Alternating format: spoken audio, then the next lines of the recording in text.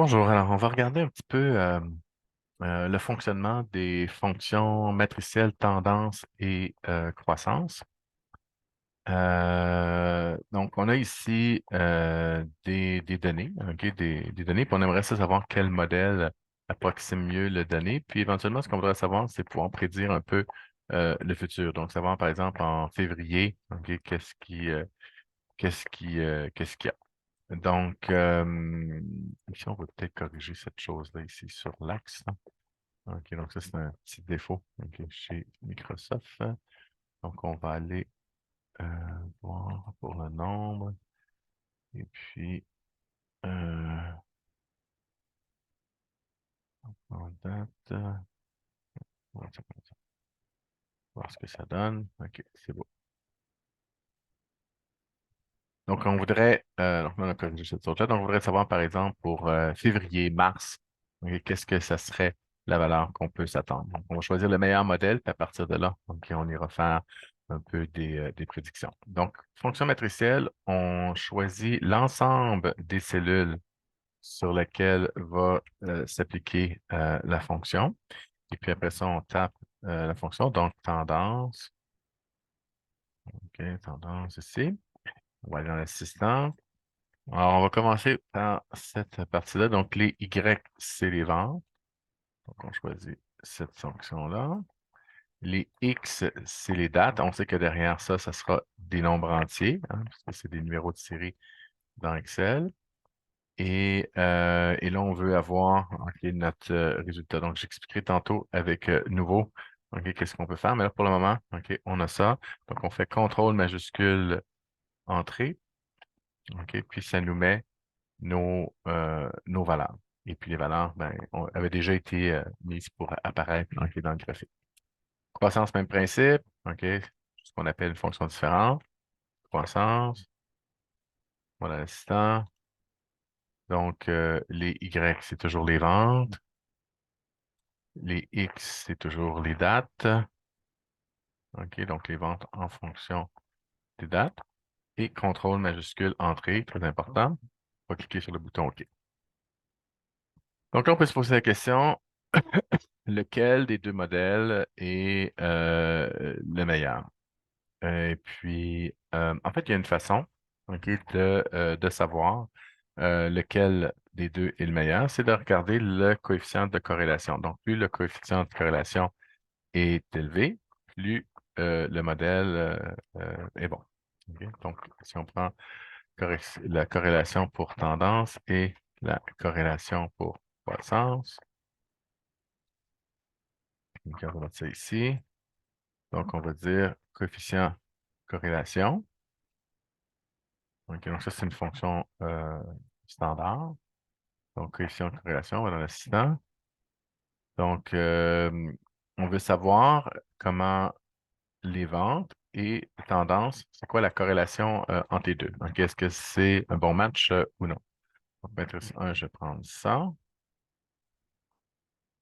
OK, matrice 2, je vais prendre ce qui a été évalué. Et ça me donne mon coefficient de corrélation. Je fais la même chose pour croissance. Regarde, coefficient de corrélation.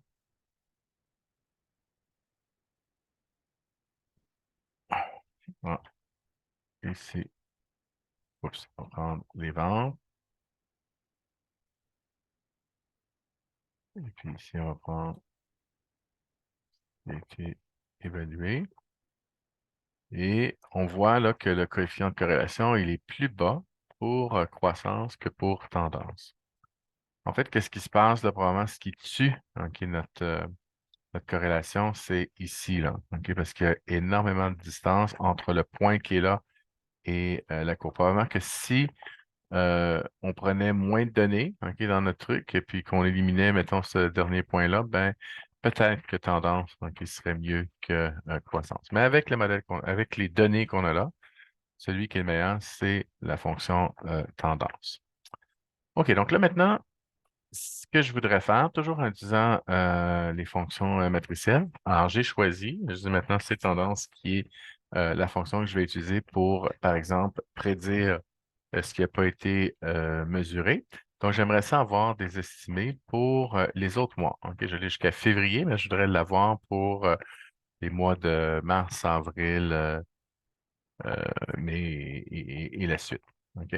Donc, ce qu'on va faire ici, c'est que là, au lieu d'obtenir tendance, on l'a déjà fait, on va plutôt aller chercher pour le futur.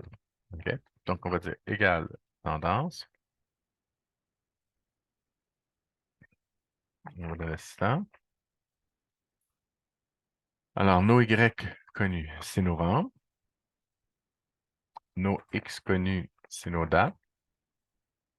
Et là, nos nouveaux X. Donc, ceux pour lesquels on veut avoir des valeurs, nos nouveaux X, c'est les mois qui suivent.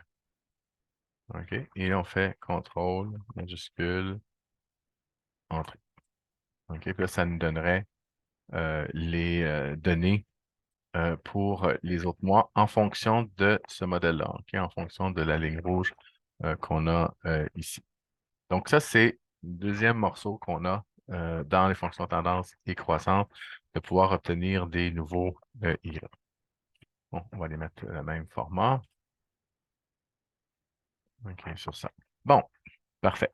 Maintenant, il y a moyen. Donc là, c'est quelque chose d'autre. Donc, on a vu comment utiliser la fonction tendance pour obtenir les autres Y. Mais on peut aussi, vu que c'est une régression linéaire, on peut calculer les formules pour avoir une formule qui nous permet de mettre une date puis pour obtenir le montant des ventes à cette date-là en suivant le modèle de la corrélation, le modèle de la régression linéaire, donc pas de la régression exponentielle, parce que c'est le modèle ok, qu'on a retenu à cause du fait que le coefficient de corrélation est plus élevé. Donc là, ce qu'on veut, c'est on veut faire une formule. Là, tu sais, la formule, c'est Y égale mx plus b. Donc, ça, c'est la formule d'une droite. OK? Donc, M, c'est la pente et B, c'est l'ordonnée à l'origine. OK? Donc, ici, je vais mettre M. Ici, je vais mettre B, puis on va les calculer. Donc, pour les calculer, on a des fonctions. Donc, on a la fonction pente. OK? Donc, on s'en va ici. Donc, la fonction pente. On prend les Y connus. Alors là, dans notre cas, c'est ce qu'on a avec la fonction tendance. OK? Et les X connus, c'est nos mois. OK? Donc, ça va nous donner notre pente. Et puis, je vais lui donner un nom, cette chose-là. Donc, ça ici, je vais lui donner un nom, je vais l'appeler M. OK. Bon, ben, avant de faire ça, là, je vois que j'ai des restants qui restent. Donc, je vais aller dans le gestionnaire de noms, là, puis je vais aller détruire ces choses-là. OK, parce que avant de faire la vidéo, j'avais des choses et puis je les ai enlevées, mais je n'avais pas. Donc là, j'ai enlevé les noms que j'ai donnés à mes cellules. Donc, cette cellule-là, on va l'appeler M. Et là, on va faire l'ordonnée d'origine. Donc, c'est égal ordonnée origine. Donc, même principe. On va chercher nos Y. Donc là, on prend notre modèle. Et puis, on va aller chercher nos X, qui est les mois. OK. Et là, ça, on va l'appeler B. OK. On peut donner des noms aux cellules. Puis ça va une belle formule. Fait qu'après ça, si on dit X, OK, donc X, on mettra une valeur. Et puis, après ça, Y. OK? On veut évaluer. Donc, le Y, on a dit, c'est égal à mx plus b. OK? Donc, c'est ici, je vais l'appeler X. Puis, je vais mettre quelque chose tout de suite, là. Par exemple, je vais prendre février 2010. OK, je prends ça. OK? Donc, ça, en fait, ça correspond au 1er février 2010. 1er 2010. Et ça, je vais lui donner le nom X. OK? Et là, maintenant, je peux dire ça, c'est égal à M multiplié par X plus B. OK? Et pour le fun, là, que ce soit visuel, là, je vais mettre cette chose-là. Donc, février 2010, 11 611 543. Donc, février 2010, 11 540 543.